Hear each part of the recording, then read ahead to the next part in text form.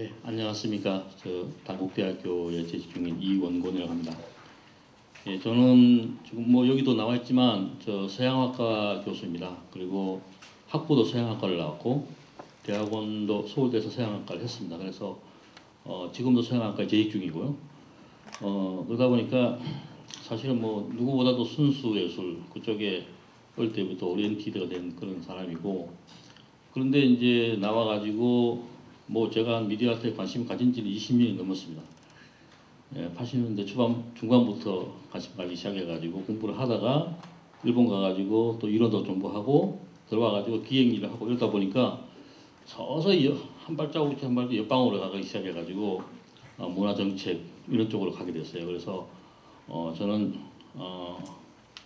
내가 지금 어디까지 가고 있는 건가, 집에서 나와가지고 너무 멀리 온 거 아닌가. 그래서 늘 언제 집으로 돌아가야 될지, 그게 우리 집이 어디쯤인지 제가 잊어먹고 있는 거 아닌지 좀 늘 이렇게 이렇게 걱정을 하고 있습니다. 그래도 이렇게 꿈에도 내가 거기 가고 싶지 않은 곳은 있는데, 예를 들면은 내가 무슨 정책을 맡아서 하다가 국회로 불려가는 그런 악몽입니다. 그런 일만 죽어도 하고 싶지 않거든요. 그래서 거기 가면 뭐 그 내가 생각하고 있는 그런 이상이나 그런 그 어떤 도리 정신 이런 것들이 어떤 취급을 받게 될 것인지 너무 잘 알기 때문에 절대로 그쪽으로 가고 싶지 않고, 어느 선에서 내 역할이 뭐냐, 어느 쯤에서 내 역할을 해야 될 것인가 하는 점에서 늘 이렇게 고민하면서 그리고 또 죄송합니다. 학교에만 있으면은 재미가 없어서 나와가지고 이제 이런저런 일을 이렇게 맡아가지고 하다 보니까 몇 년 전부터 아시아 문화주 김도실에 좀 이렇게 관여를 하게 됐고요. 그러면서 이제 자꾸 문화산업이라는 말을 듣게 됐었습니다. 근데 지금 저 미디어 아트 쪽에서 관련 전문가로서 문화산업 정책 또는 뭐 문화산업과 관련된 일을 하게 된다는 그런 스토리인데, 제 전공이 왜 이쪽으로 자꾸 관련되는가 하는 그런 부분에 대해서 좀 생각해 본 적이 있었습니다. 근데 아까 전에 뭐 노관장님께서 너무 명쾌하게 잘 이렇게 그 지도를 그려주셨고, 그래서 저도 참 이렇게 너무 이렇게 아주 그냥 시원하게 잘 들었습니다만은 또 어떤 면에서는 이렇게 이런 점도 있는 것 같아요. 이렇게 최근에 들어와가지고 미디어 아트는 자꾸 인터랙티비티를 강조하는 그런 그 시대로 접어들고 있고, 관객을 포함하고 또 자꾸 이제 그 작가가 표현해가지고 그것이 향수되는 것이 아니라 보는 사람이나 노는 사람이 참여해서 활동을 함으로써 비로소 그 작품이 완성되고 그런 거. 그 의미라고 하는 게 일방적으로 이렇게 결정돼가지고 전달되는 것이 아니라 그 사람들 들어와가지고 노는 과정에서 어떤 그 새로 만들어지는, 늘 새롭게 다른 장면이 만들어지는 이런 작품이다 보니까 결국은 자꾸 이렇게 공중을 포함시키게 되고, 또 자꾸 이제 그 많은 사람들에게 혼자서 표현의 세계가 끝나는 것이 아니라 자꾸 이렇게 대중을 생각하게 되고, 이런 유행을 하고 발전시킨 나온 것이 아무래도 파블릭 쪽에 점점 더 관여하게 되는 그런 막 이렇게 이유가닥이 아닌가 하는 생각 들고요. 그러다 보니까 이제 파블릭 아트 쪽으로 상당히 미디어 아트가 자주 이렇게 등장하는 그런 원인이 된 것 같습니다. 저는 이제 96년에 일본에서 유학을 하고 돌아왔었는데, 처음에 제가 들어와가지고 한번 관련된 곳이 바로 문화정책개발연구원이었어요. 그래서 한국의 영상산업 진흥 방안에 대한 연구라고 하는 그 프로젝트에 끼어들어가가지고 잠시 일을 한 적이 있었는데, 그때 영상산업이라고 하는 단어로 이렇게 제가 들었었습니다. 그때는 뭐 김영삼 대통령이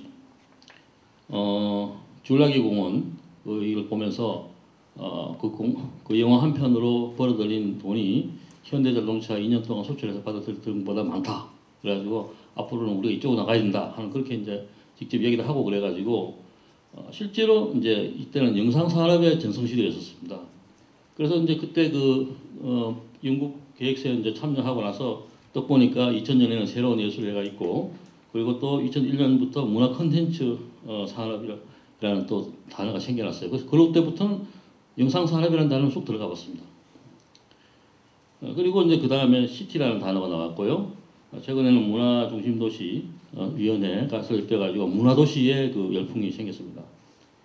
저는 이제 문화산업이라는 말을 어떤 식으로 이해해야 될지 몰라가지고 사실 굉장히 이게 뭐 폭이 굉장히 넓은 말이거든요. 그래서 너무 넓어가지고 네이버를 한번 두드려 봤더니 문화산업이라는 것은 뭐 위에 있는 이렇게 저 부분이 내부에서 지금 인용한 것입니다. 그래서 제가 이제 광주에 그 아시아 문화적 힘도시 사업에 들어갔을 때 그쪽에 계신 분들하고 많은 얘기를 나눠보게 되면은 그분들이 이제 그 실제로 자기들의 어떤 그 이 아시아 문화적 힘도시를 통해 가지고 어떤 수익이 될 것인가, 이익을 받을 것인가 이런 걸 하면서 대충 이런 걸 생각하시더라고요. 우선 첫 번째는 밑에 걸부터 먼저 하겠습니다. 문화적 수익입니다. 그러니까 도시가 발달해가지고 거기서 문화인들이 많이 모이게 되면은 그 문화인들 때문에 그것이 한 관광 명소가 되고 사람들이 찾아오고 호텔들이 번창하고 그리고 교통사 이런 식의 패션도 발달하고 이런 식의 어떤 그 문화 중심화되는 것이 그런 이제 구도죠. 그래가지고 결국은 문화로 밥을 먹고 사는 뭐 이런 도시가 되지 않겠는가 하는 것입니다.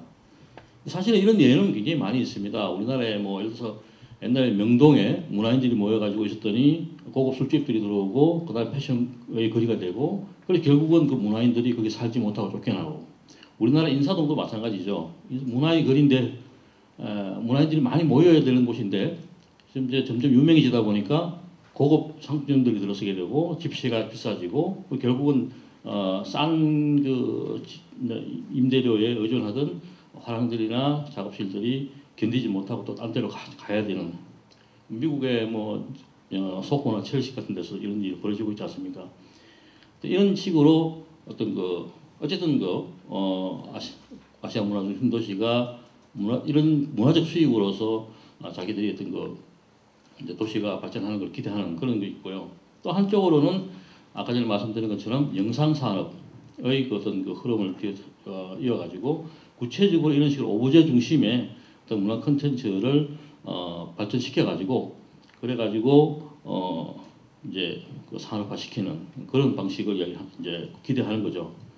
근데 사실 이제 한국에서는 지금까지 첫 번째 산업적 수익을 이제 그 추구하는 산업, 문화 콘텐츠 산업이 주를 이루어왔고요. 최근에 와가지고 이제 두 번째 그 케이스가 상당히 어느 정도 이제 주목을 받고 있는 거라고 생각합니다.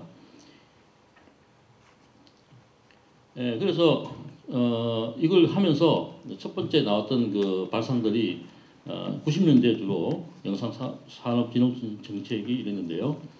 IT 분야의 지원을 통해 가지고 콘텐츠 산업을 육성할 수 있다라고 하는 그런 믿음이었습니다. 사실은 문광부의 문화산업 정책과 뭐 이런 부서에서는 아까 말씀하신 대로 뭐 예산이나 그런 부분에서 좀 적을지 모르지만 실제로 그간 90년대 후반부터 정보통신부라든가 교육부 그다음에 산업자원부 이쪽으로 해가지고 이 방면에 예산이 굉장히 많이 풀렸습니다. 예를 들어서 학교를 하나 짓는다 그러면은 건물 짓는 것만큼이나 실제로 그 영상 장비들을 구입하는데 돈이 많이 들어가고 그래서 새로운 센터를 지을 때마다 뭐 보통 수십억이라는 돈이 팍팍 들어갔죠. 들어가가지고 그 기계들이 뭐 거의 그냥 한꺼번에 그냥 이렇게 사장되는 그런 걸 몇 번이나 봤었는데요. 그래서 이런 정책을 계속 해 왔었습니다. 그다음에 또 한 가지 이제 그 관점은 문화로 돈을 벌려 하면 되느냐, 돈을 수익을 기대하지 말라고 하는 그런 그 관점입니다. 그래서 이 문화산업이라고 하는 것은 오랜 세월 동안에 문화적 역량이 축적된 토양에서 다양한 형태로 열리는 과실이지 문화적 그 자산의 역량이 뒷받침되지 않으면은 문화 콘텐츠는 생산되지 않는다라고 하는 그런 그 관점입니다. 그래서 순수 예술 지원에 더 많은 그 힘을 쏟고 실제로 어떤 그 단기간에 수익을 내는 것을 기대하지 말라고 하는 그런 이제 관점입니다.